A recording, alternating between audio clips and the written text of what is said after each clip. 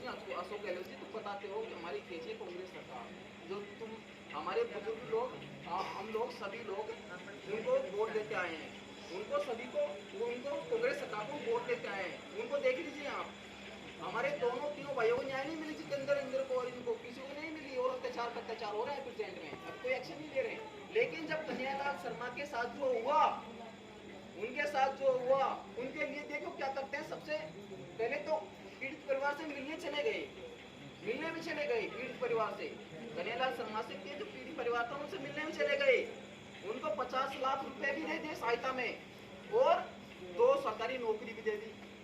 ठीक है, उनको तो देखो, और हमारे मतलब हमारे समाज के लोगों की कोई वैल्यू नहीं है, हाँ, या फिर हम इस देश के हिस्सा नहीं है, इस देश के वासी नहीं है क्या हम, हाँ। तो इनकी सोच देखो कितनी घटिया है, घटिया सोच, ठीक है, कितनी घटिया सोच, ठीक है। तो साथियों मैं इतना कहना चाहूंगा कि इन सभी परिस्थितियों से लड़ने के लिए हमको एक जो हमारी व्यवस्था है, जिस व्यवस्था से हम रहते आ रहे हैं, उसको हमको चेंज करना पड़ेगा, बदलना पड़ेगा, हमको बदलना पड़ेगा। उसके लिए चाहे तुमको कुछ भी करना पड़े, उसके लिए तुमको कुछ भी करना पड़े, तुम्हारे संविधान को बचाने के लिए करना पड़ेगा। अगर नहीं करोगे तो सही बता रहा हूं, वो दिन दूर नहीं है, एक कदम दूर हो तुम गुलामी से, सही बता रहा हूं, एक कदम दूर हो। सोच लो तुम्हें क्या, तुम्हारे हाथ में फैसला है, मेरे हाथ में नहीं है, ये तुम्हारे हाथ में है। मैंने तो समर्पण कर दिया है, ठीक है, जितनी मेहनत होगी संविधान को बचाने में मेहनत करूंगा, पूरी जान लगा दूंगा संविधान को बचाने में। लेकिन आपको फैसला लेना है अब क्या करना है, क्योंकि एक महान शख्स अपना पूरा जीवन लगा दिया, इन्होंने अपना पूरा जीवन लगा दिया, ये चाहते तो ये सब कुछ करते थे, कर सकते थे। देखो जैसी जिम्मेदारी हम हमारी नौकरी को समझते हैं, जितनी जिम्मेदारी हम अपनी नौकरी को समझते हैं, हम खान पान में समझते हैं, हमारे रोजगार को समझते हैं, उतनी जिम्मेदारी हमें हमारे संविधान को भी समझनी पड़ेगी, संविधान के प्रति भी समझनी पड़ेगी। देखो आज लड़ाई है संविधान को बचाने की, आज सिर्फ लड़ाई हमारी संविधान को बचाने की है, लास्ट लड़ाई है ये। इसमें एक हो जाओ, बता रहा हूं, नहीं पछताओगे तुम, इसमें हमको एक होना पड़ेगा साथियों, हम सभी को।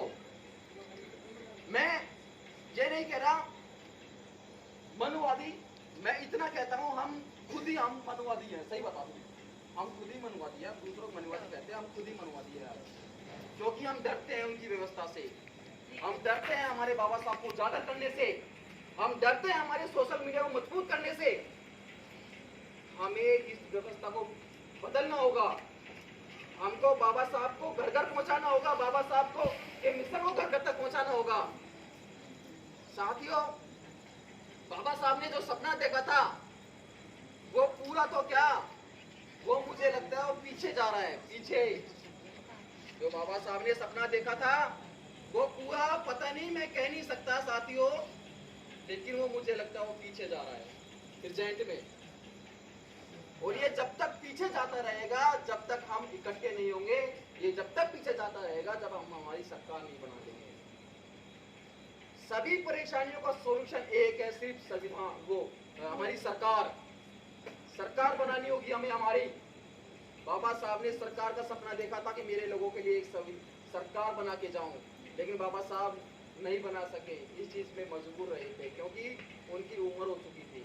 लेकिन उनका सपना पूरा किया था मान्यवर श्री काशीराम जी ने, जिनका जन्म 1934 में हुआ था, 15 मार्च 1934 में।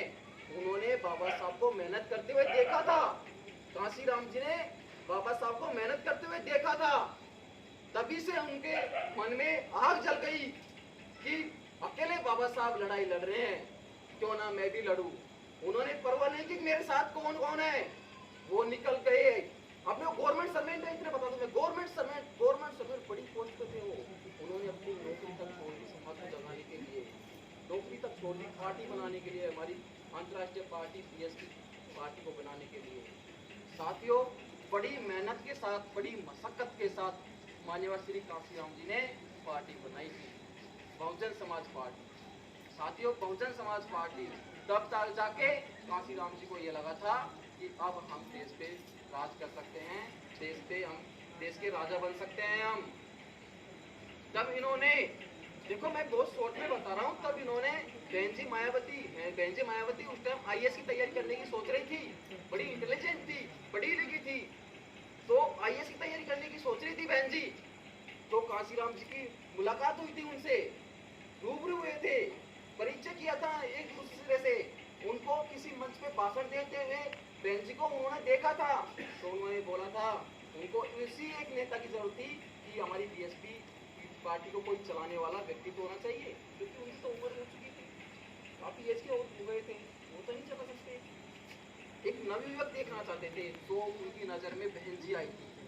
बहन जी, बहन कुमारी मायावती, जो आज हमारे लिए हर सुख दुख में खड़ी रहती है, बहन जी नजर आई थी। तो उन्होंने बोला कि आप क्या करना चाहती हो लाइफ में? उन्होंने बोला मैं आईएएस बनना चाहती हूँ, आईएएस। तो उन्होंने बोला था कांसीराम जी ने, मैं तुमको वो बना दूं कि आईएएस तुम्हारी लाइन में लगेंगे, बोलो। तो उन्होंने बोला नहीं, मैं अपने घर वालों से अदर नहीं कर सकती कोई काम, मैं आप घर वालों से बात कर लो। वो सम्मान पूर्वक बात की थी, मैं आपका जूनियर हूँ और इसलिए मैं ज़्यादा आपको सेटिस्फाई नहीं कर सकता हूँ। तो उन्होंने, कांसीराम जी ने उनके बहन जी के घर वालों से बात करके समझाया था उनको, तब जाके काफ़ी संघर्ष